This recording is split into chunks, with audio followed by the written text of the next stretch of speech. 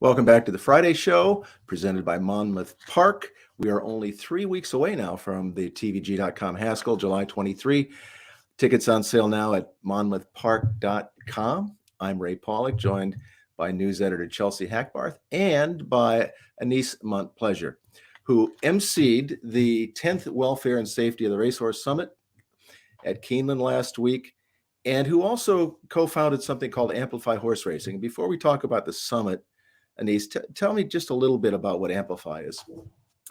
Well, thank you so much, Ray and Chelsea, for having me on. I was honored that you guys asked me to join and be able to share some of the stuff that I'm working on. But Amplify Horse Racing is a 501c3 nonprofit that I co-founded in order to, I guess, really the impetus of it was to create more clear pathways for young people to get involved in the thoroughbred industry. So our mission is to promote education and careers in the thoroughbred industry. A lot of that is career pathways from having a first step or experience into the industry to hopefully eventually being able to work in it. But we really welcome any and all newcomers to take advantage of our virtual resources and in-person resources. We do a mentorship program because for many of us, the way that we got involved in racing was probably through a mentor who opened doors for us or introduced us to the right people or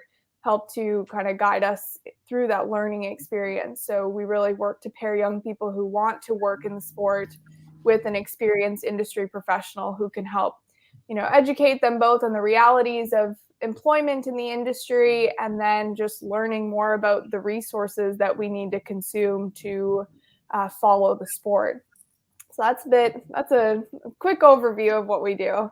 And where can they find out more?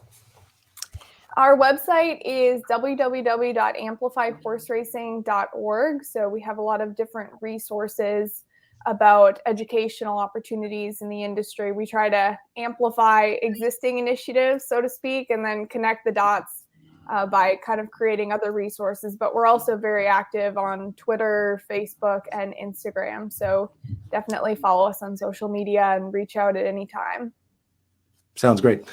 So this was the 10th Welfare and Safety Summit. Started in 2006 out of a crisis. The previous year, Barbaro suffered what would ultimately be a fatal injury in the Preakness stakes. They formed this thing, but racing is just like other sports, really. The NFL started looking at concussion protocols after some ex-players either committed suicide or had severe brain injuries later in life. Baseball started the Mitchell Report to look at overuse of steroids and other performance-enhancing drugs after the home run thing went crazy and people were hitting 70 home runs a year. So, this came out of that. And the Equine Injury Database started, I think, the year after 8 Bells broke down in the Kentucky Derby. So I guess that's why it started, but it's been a very, I think, good, productive, enlightening program that they've done since 2006. So this year's summit started out, as always, with numbers about the fatality incidents per thousand. And what's the number that it's down from the very beginning? It's a fairly substantial number, I think, percentage.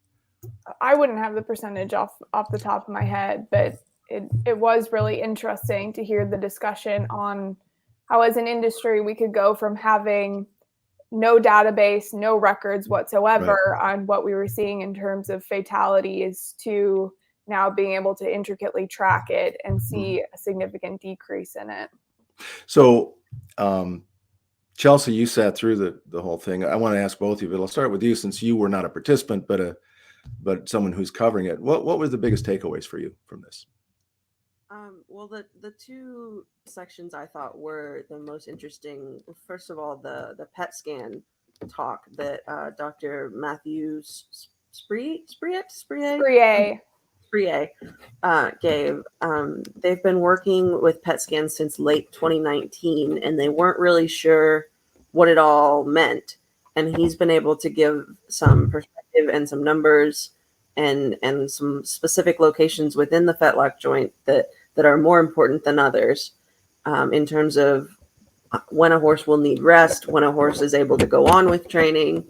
And it's just been it was really interesting to see the data behind the scanning and what he's been able to see and what the next steps will be for that.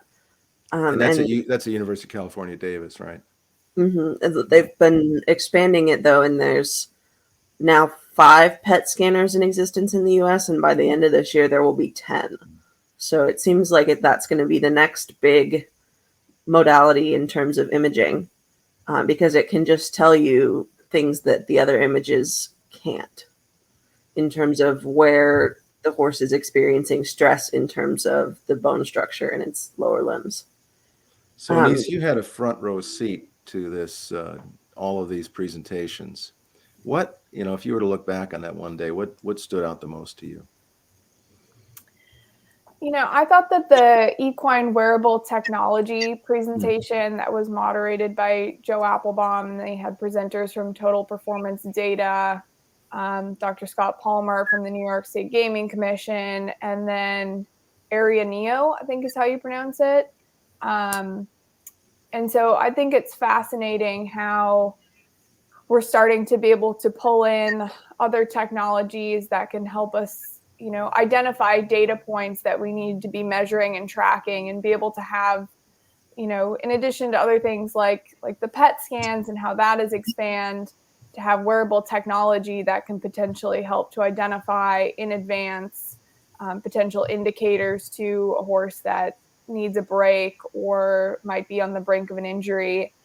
And Dr. Palmer had shared an anecdotal story about, I'm not the greatest at repeating science word for word. I'm great at, taking, being able to generalize some things. But he told a story about a horse that was basically in their system where they could see it had finished a race very well. I think he even said that it had won this particular race, but there was an anomaly in the data or something showed up just very odd that kind of told him the horse had an issue. And that horse was off the work tab for quite a while. It didn't show up back in the entries. And Dr. Palmer had approached the trainer to ask about it. And sure enough, the horse had come out of the race with an injury. And it's something that, having watched the race, even the rider had not felt anything. But using this kind of technology, they were able to see that there was something that was wrong. So very, very interesting. So let's talk about the specifics of this. What is the actual diagnostic tool, and where does it go on the horse, and what does it measure? So it's like a tape that goes through the saddle bed. And the New York State Gaming Commission and NYRA kind of worked together with the Jockey Club in order to put one of these chips in every saddle towel in every single race over the Belmont and Aqueduct meets. And so they were able to develop, it measures 3D movement. So from side to side, up and down, and then whatever the third dimension is, I guess diagonally. I don't know. That was a much more articulate way of putting it. I was going to be like, I know it's this thing that moves around and it can detect like the smoothness of the movement, but yeah. So it's basically a chip that measures movement, and then it goes into that horse's like a baseline that measures that horse's normal data. There's a baseline for every horse, yes, but there's also a baseline for the horses as a whole. So there's like a range of where each movement is relatively normal, and you don't want to get within or too far away from that normal. So like 1 standard deviation away from the average is okay. 2 or 3 standard deviations away from the average, not so good. Yeah, that I mean, when I think about where we are now with technology in horse racing and where we were when I got started, and also not just the technology, but also the way people look at it, at the game. When I started in horse racing back when Man of War was a yearling, fatal injuries were just were just part, they were accepted. It was like, horses were livestock, and it's unfortunate, but and that's no longer acceptable. And the changes I've seen it wasn't really that long ago, but 40 years are monumental. And you two have been in the game a little bit fewer years than I have, I think. Have you noticed a change in how the industry is dealing with this? Do you want me to hop in first? Yeah, Or you sure. Go want to ahead. take that, Chelsea? I think when I got into racing, which wasn't that many years ago, I didn't have, when you're new to all of it and you have fresh eyes, you probably don't have the greatest understanding of what the problems are. You see it all through kind of rose-colored glasses. And then as you learn and as you become more immersed in it, you start to have an understanding of where the industry is struggling or where it's trying to improve. And so I think at the time that I got into the industry, there probably was already this very strong push towards, having more innovations in technology, putting a ton of money into research, innovating in the ways that horses are looked at. Even the regulatory veterinarian panel touched on how today it's not just like, oh, the horse is still winning, so there's no problem. It's, should the horse be racing? There's, they're bringing in a lot more questions about, it's not just, the horse continues to go, go, go. It's more of a, yes, the horse might still be racing at a decent level, but it might need to be retired. So, but it was really interesting. I guess the panel that I moderated, we did a panel for Amplify Horse Racing. I thought this was really interesting. Jamie Hayden, president of Grayson Jockey Club, had actually asked me to put together this panel to bring in the perspective of, the importance of welfare and safety to youth entering the industry and getting kind of their perspectives on that. And I would say to the ages of those we had on the panel, none of us have probably seen that full change from going to when welfare and safety wasn't as held in such high importance. We've all more experienced the time when, the times that we have been in racing, there has been a large emphasis on that. But it was really interesting. We had one panelist, Eric Resendez, who brought up, the importance of really packaging this amazing data and information that we have in a way that young people can understand it, or that newcomers to the sport can understand it. Because we're at a point now where I thought the summit was amazing. I was blown away by a lot of the presentations, but for, a lay person, they wouldn't be able to internalize it and be blown away in the same way as those of us who are entrenched in the industry and have, understand all of it versus someone who doesn't. So Chelsea, you've worked the back stretches of different tracks over the last 10 years, I guess. And Yeah. For this to work, for all of this technology and the changes that are coming with Horse Racing Integrity and Safety Authority, changes that we've seen in California and other states with stricter medication rules and all that. The most important thing, I think, is that the people on the backstretch that are with the horses have to buy into all of this. I was just thinking that. Are you seeing a buy-in, or are you seeing resistance? So when I started, I was grooming / hot walking / whatevering at Beulah Park, beautiful Beulah Park that is now shut down. So that was about the bottom level of horse racing, and there was absolutely no buy-in whatsoever up there. It was get the horse to the race and hope for the best.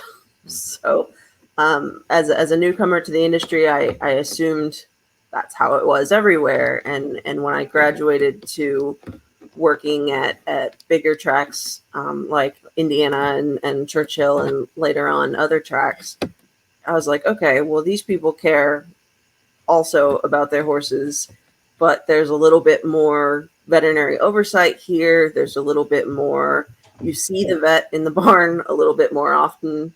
And there's, you know, even the groom to horse ratio is significantly different, which gives you more time to look at each individual horse and work on each individual horse. Compared to now, I don't know that there's buy-in on their back stretch, perhaps as much as we would like for there to be just yet. They have adapted to the changes that have been forced upon them, for the most part, but there's definitely still some grumbling going on back there. Yeah, I got an email yesterday from somebody who said they've been a trainer for 50 years or something, and why do I need continuing education courses, which is part of HISA for a trainer? And, you know, I just kind of said, you know, if you're a doctor, you have to do this. If you're a vet, you have to do this. If you're a lawyer, you have to do this. Why not a horse trainer? There are things that you can learn no matter how long you've been doing this. Well, and the older trainers have to learn about the new technological advances and what's out there for that they can take advantage of. The younger trainers have been able to incorporate some of that stuff into their daily routines. That is just absolutely mind blowing. Well, listen, we could go on about all this technology. I really appreciate, Annise, you joining us for this week's Friday show. By the way, the summit is available on the Grayson-jockeyclub.org website for anybody that wants to go and look at some of these. Chelsea's had a couple stories on it. Other trade publications have written stories on specific parts of it. Annise, thank you so much for joining us. Helping us understand a little about what went on last week, and also for what you're doing with Amplifying Horse Racing. Well, thank you guys so much for having me on. It was great to chat about this, and I know I'll certainly be rewatching the summit several times in order to continue absorbing everything that was shared, because it was a lot of information, but a lot of great information. And I think that they're splicing them up as well into individual presentations, so you can watch them individually. So yeah, everyone out there, go check it out. I want to watch. Well, thanks so much, Chelsea. Thank you, and thank you for watching the Friday show. We'll be back and see you next week. Thanks again.